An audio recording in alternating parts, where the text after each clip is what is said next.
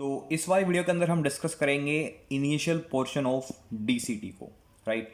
तो अपनी सारी पिछले वाली वीडियोस के अंदर हम ascending limb of loop of Henle पढ़ चुके हैं। अब हम डिस्कस करेंगे इनिशियल पोर्शन ऑफ डीसीटी को। ओके, सो डीसीटी डीसीटी को हम दो पोर्शन में डिवाइड करते हैं, उसके हिस्टोलॉजिकल बेसिस पे, उसके फिजियोलॉजिकल बेसिस पे, क्योंकि इसका इनिशियल पार्ट और इसका डिस्टल पार्ट ये डिफरेंट होते हैं। तो इनिशियल पोर्शन और लेटर पोर्शन डीसीटी के ये दोनों हिस्टोलॉजिकली भी डिफरेंट है और ये दोनों के दोनों फंक्शनली भी डिफरेंट है। नाउ वी नो, मैं पहले बता चुका हूं कि जो डीसीटी का इनिशियल वाला पोर्शन है वो वाटर के लिए कंप्लीटली इनपर्मिएबल है अंडर ऑल फिजियोलॉजिकल कंडीशन। तो कैसी भी फिजियोलॉजिकल कंडीशन हो, इनिशियल पोर्शन हमेशा पानी के लिए इनपर्मिएबल रहता है। सेकेंड थिंग, ये जो डीसीटी का हिस्सा है इनिशियल वाला, ये स्पेशलाइज्ड है for the reabsorption of calcium, for the reabsorption of calcium. तो initial portion of DCT is well known for reabsorption of calcium. अब हम देखते हैं कि यहाँ पे कैल्शियम की रीएब्जॉर्प्शन कैसे होती है और यहाँ पे पैराथायरॉयड हार्मोन का क्या रोल आता है, उसका एक बहुत इंपॉर्टेंट रोल है।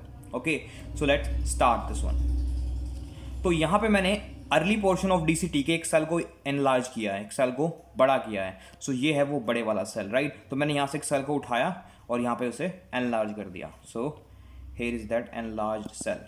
यहाँ पे वो एक सेल जो मैंने मैग्नीफाई किया है, ये वाला ल्यूमिनल साइड है और ये वाला बेसोलेटरल साइड है। So this is luminal side. Now let's see basolateral side पे, as we know, sodium potassium pumps are available. तो यहाँ पे सोडियम पोटेशियम पंप्स अवेलेबल होते हैं, पहली बात, एज यूजुअल, वो तो सब सेल में होते हैं। सेकेंड थिंग, यहाँ पे कैल्शियम एटीपेजेस भी अवेलेबल है, कैल्शियम एटीपेजेस लाइक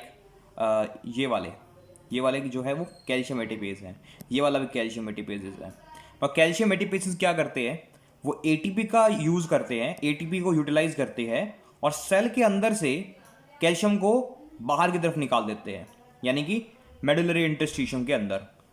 सॉरी, ये तो कोटेक्स के साइड होगा, लेकिन ये जो आसपास का इंटरस्टिशियम है उसकी तरफ निकालेंगे, राइट। तो कैल्शियम एटीपेजेस का काम है सेल के अंदर से कैल्शियम को बाहर निकालना, यानी कि सेल को कैल्शियम में डेफिशिएंट बनाना, राइट। यहाँ पे सोडियम पोटेशियम पंप भी है, कैल्शियम एटीपेजेस भी है, और यहाँ पे एक स्पेशल टाइप के ट्रांसपोर्टर्स होते हैं। उन ट्रांसपोर्टर का नाम है सोडियम कैल्शियम एंटीपोर्टर्स। सोडियम कैल्शियम एंटीपोर्टर ये क्या करते हैं, सोडियम को अंदर लेके आते हैं और कैल्शियम को बाहर लेकर के जाते हैं, क्योंकि ये इनका डिफॉल्ट कंसर्न, ये एनर्जी कंज्यूम नहीं करते क्योंकि ये सोडियम के कंसंट्रेशन ग्रेडियंट को यूज करते हैं। तो तीन प्रकार के ट्रांसपोर्टर्स हमारे पास में बेसोलेटरल साइड में होते हैं। किन सेल्स के अंदर, उन सेल्स के अंदर जो इनिशियल पोर्शन ऑफ डीसीटी के अंदर अवेलेबल है।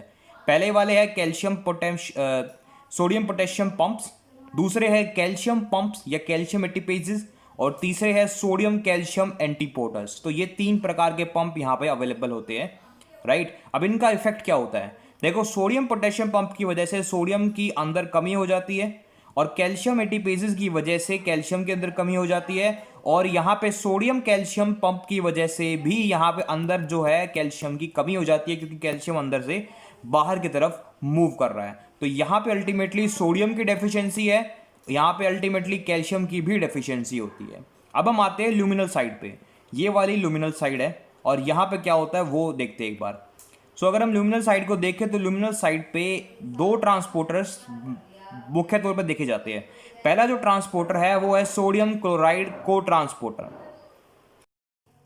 तो सोडियम क्लोराइड को ट्रांसपोर्टर के साथ साथ यहाँ पे कैल्शियम के चैनल्स भी अवेलेबल होते हैं।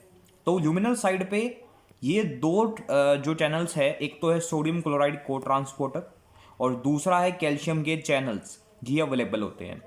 दूसरी बात, ये एक्टिव ट्रांसपोर्ट के अंडर नहीं आते क्योंकि सेल के अंदर सोडियम की डेफिशिएंसी है, तो सोडियम को तो जाना ही है, ये साथ में क्लोराइड को भी ले जाएगा, को ट्रांसपोर्टर। कैल्शियम वाले यहाँ पे कैल्शियम की भी डेफिशिएंसी है क्योंकि कैल्शियम की एटीपेजेस अवेलेबल है, सोडियम कैल्शियम एंटीपोर्टर्स अवेलेबल है, तो कैल्शियम की कमी है यहाँ पे, तो कैल्शियम भी ऑटोमेटिकली अंदर मूव कर जाएगा। सी, यहाँ पे एक पॉइंट है कि जो कैल्शियम है वो यहाँ पे जो है वो ट्रांससेलुलरली मूव कर रहा है, जबकि ascending limb of loop of Henle के अंदर वो पैरासेलुलरली मूव कर रहा था। हम कह रहे थे ना कि पॉजिटिव चार्ज से रेपल होकर अंदर मूव कर रहा था, मैंने अपनी लास्ट वाली वीडियो में बताया है। यहाँ पे कैल्शियम ट्रांससेलुलरली मूव कर रहा है, और यही initial portion of DCT important site है कैल्शियम के रीअब्जॉर्प्शन की, और वो इसी वजह से है क्योंकि यहाँ पे कैल्शियम के चैनल्स हैं, राइट। तो पहली बात तो ये क्लियर। तो इसका मतलब ये हुआ कि इनिशियल पोर्शन ऑफ डीसीटी के अंदर सोडियम, क्लोराइड और कैल्शियम ये सारे के सारे यहाँ पे रीएब्जॉर्ब होते हैं, और वाटर यहाँ पे रीएब्जॉर्ब नहीं होता। क्यों नहीं होता वाटर यहाँ पे रीएब्जॉर्ब? वाटर रीएब्जॉर्ब यहाँ पे इसलिए नहीं होता क्योंकि ये वाला पोर्शन असेंडिंग लिम्ब और इनिशियल पोर्शन वाटर के लिए इम्परमेबल है, जैसे मैं आपको कई बार बता चुका हूँ, राइट। तो बहुत सिंपल था, यहाँ के सेल्स का ये स्ट्रक्चर है, इसकी वजह से यहाँ पे ये कैल्शियम को रीएब्जॉर्ब कर पाते हैं। अब हम बात करते हैं कि जो हमारे पास में पैराथायरॉयड हार्मोन आता है वो कैसे काम करता है। देखो, पैराथायरॉयड हार्मोन का जो रोल है वो होता है कैल्शियम लेवल्स को बढ़ाना, ठीक है। तो हमने वहाँ और क्या होता है, फॉस्फेट की सिक्रीशन को बढ़ाना, फॉस्फेशन की एक्सक्रीशन को यूरिन के अंदर बढ़ाना। तो पीटीएच का हमने एक्शन देखा था पीसीटी के ऊपर, पीसीटी के ऊपर उसने फॉस्फोरस को एब्जॉर्ब नहीं होने दिया। पीटीएच का हमने एक्शन देखा था 25 हाइड्रोक्सिलेसिस एंजाइम के ऊपर, जिसकी वजह से एक्टिव विटामिन डी काफ़ी ज़्यादा बन रहा था, तो उसकी वजह से भी जो एब्जॉर्प्शन है वो काफ़ी बढ़ गई थी। अब पीटीएच का रोल हम देखते हैं कि डीसीटी के ऊपर क्या होता है। देखो, बहुत सिंपल सा रोल है।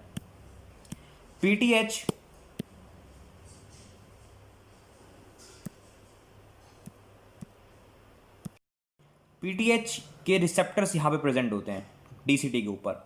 वो सर्पेंटाइन रिसेप्टर है, यानी कि जो पीटीएच का जो रिसेप्टर है वो बेसिकली जी प्रोटीन बेस्ड रिसेप्टर पे काम करता है। तो पीटीएच आकर के बाइंड होता है। जैसे ही पीटीएच आकर के हमारे पास में बाइंड होगा तो सर्पेंटाइन रिसेप्टर्स एक्टिवेट होंगे, जिसके बाद जी प्रोटीन्स एक्टिवेट होंगे, और फिर हमारे पास में एडेनाइन साइक्लेज से की मदद से ए साइकिल के एमपी बन जाएगा, जिससे प्रोटीन काइनेज ए एक्टिवेट होगा, और प्रोटीन काइनेज ए हमारे पास में फॉस्फोराइलेट करेगा इन दो एटीपेजेस को। एक है कैल्शियम एटीपेजेस और दूसरा है सोडियम कैल्शियम के पंप्स को। सी नोट दिस पॉइंट डाउन। देखो, हमारे पास में जो पैराथायरॉयड हार्मोन है वो अल्टीमेटली क्या करता है, जब भी वो अपने रिसेप्टर से मीट करता है, कैल्शियम पंप्स और सोडियम कैल्शियम को ट्रांसपोर्टर्स ये दोनों के दोनों फॉस्फोराइलेट हो जाते हैं। क्या हो जाते हैं? फॉस्फोराइलेट। फॉस्फोराइलेट होने की वजह से जिनके पास एनर्जी बढ़ जाती है और ये कैल्शियम को ज़्यादा पंप आउट करना स्टार्ट कर जाते हैं। तो कैल्शियम अब ज़्यादा बाहर निकलना स्टार्ट हो गया, तो अंदर कैल्शियम की कमी बढ़ जाएगी। अंदर कैल्शियम की कमी अगर बढ़ जाएगी तो जो कंसंट्रेशन ग्रेडियंट है वो बढ़ जाएगा और कैल्शियम अंदर ज़्यादा मूव करना स्टार्ट हो जाएगा। Some reports suggest, just some reports, कि पैराथायरॉयड हार्मोन कैल्शियम के चैनल्स की भी जो रिक्रूटमेंट है वो बढ़ा देता है, यानी कि और कैल्शियम के चैनल्स बनते हैं सेल के अंदर और मेम्ब्रेन के आके ऊपर अपना काम शुरू कर देते हैं, राइट। सो ये होता है पैराथायरॉयड हार्मोन का एक्शन। तो कैल्शियम की रीएब्जॉर्प्शन उसने बढ़ा दी तो ऑब्वियसली ब्लड के अंदर कैल्शियम का लेवल बढ़ जाएगा। सो पैराथायरॉयड हार्मोन ने 3 एक्शन करे हैं पूरी किडनी के ऊपर। पहला किया है पोटेशियम की एक्सक्रीशन को यूरिन में बढ़ाना पीसीटी के अंदर। दूसरा किया है एक्टिव विटामिन डी को बनाना पीसीटी के अंदर। तीसरा किया है यहाँ पे कैल्शियम की रीएब्जॉर्प्शन को बढ़ाना by phosphorylating calcium ATPases and sodium calcium antiporters. तो ये था पैराथायरॉयड हार्मोन का रोल, ठीक। अब हम आगे बढ़ते हैं इसके क्लिनिकल एस्पेक्ट के बारे में, और इसका क्लिनिकल एस्पेक्ट हम एक नेक्स्ट वीडियो में डिस्कस करेंगे।